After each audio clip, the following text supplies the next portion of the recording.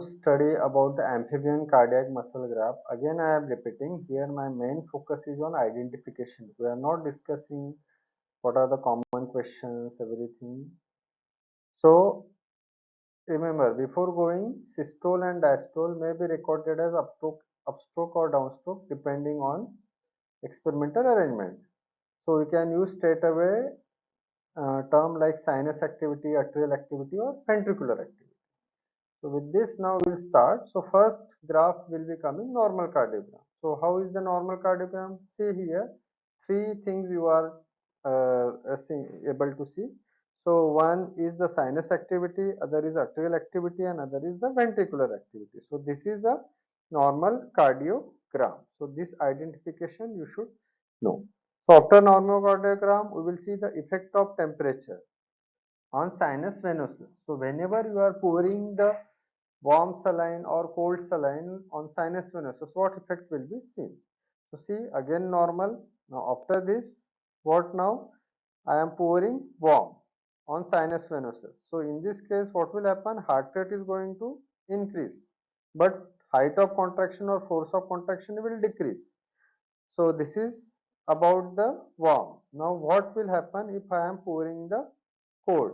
So in when I am pouring the cold, yellow one, so heart rate has decreased but force of contraction has increased. So this is the effect on sinus venosus. Now I am pouring on the ventricle. Just see again normal cardiogram. Now see here height is also increased as well as heart rate has also increased. So this is the effect of warm. And what is the effect on cold? See force is also decreased as well as rate is also decreased. Here it is not so clear decreased force is seen, but force is also decreased. So that is the effect of temperature on ventricle. Now next, what is the next graph? In next graph, we will see extrasystole or compensatory pause. Again, what will occur? Normal cardiogram will be seen. So in normal cardiogram, there is a stimulus is coming at fixed intervals. Stimulus is coming from sinus venosus. So this is a normal stimulus. Now extrasystole means you are going to give extra stimulus.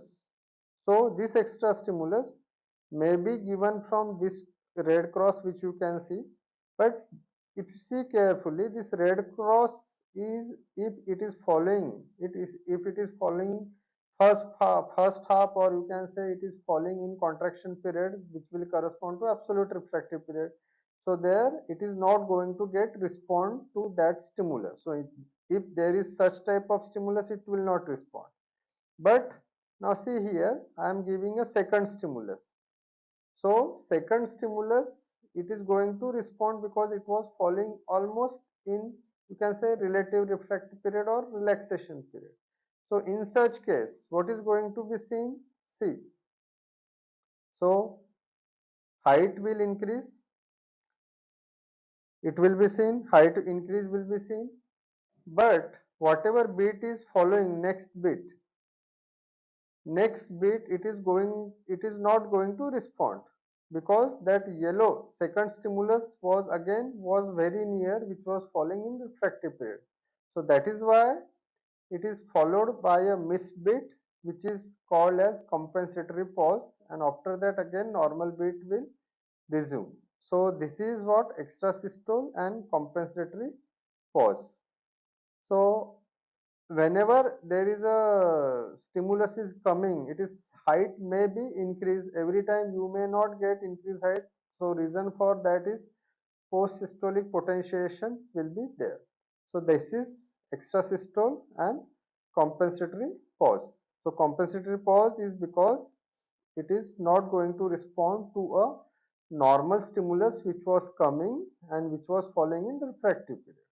So after this, now we'll go to next graph, that is all or none law. See, in all or none law, what you are doing, you are artificially stopping the heart. So here heart is stopped, and then what will you do? In the heart is stopped, so straight line. Now you are giving stimulus of increasing strength. So every time if you go give increasing strength stimulus, you are going to get the same height. So that was all or none law. Now staircase phenomenon, again heart is stopped, straight line. Now whenever you are giving now other stimulus at fixed interval, or if stimulus is given at fixed interval, every time height goes on increasing. So for this reason it is also known as staircase phenomenon. So now next is sinus ligature. See, initially I have crosses means first sinus ligature I have applied. Now with this what has occurred? Heart rate has decreased. Now I am getting only two peak, arterial and ventricular peak. So this was first sinus ligature. Now second sinus ligature. Second sinus ligature, heart rate will further decrease. It will force of contraction will decrease, and we will get only ventricular activity. So you should know, this is just identification. You should know the cause of various phenomena. So this is sinus ligature. Then we will come to vagal stimulation. Now whenever vagal stimulation is done, heart rate is going to slow down. So vagal stimulation I have done with the lower strength. What effect I have got? Why I have got bradycardia. So this was vagal stimulation.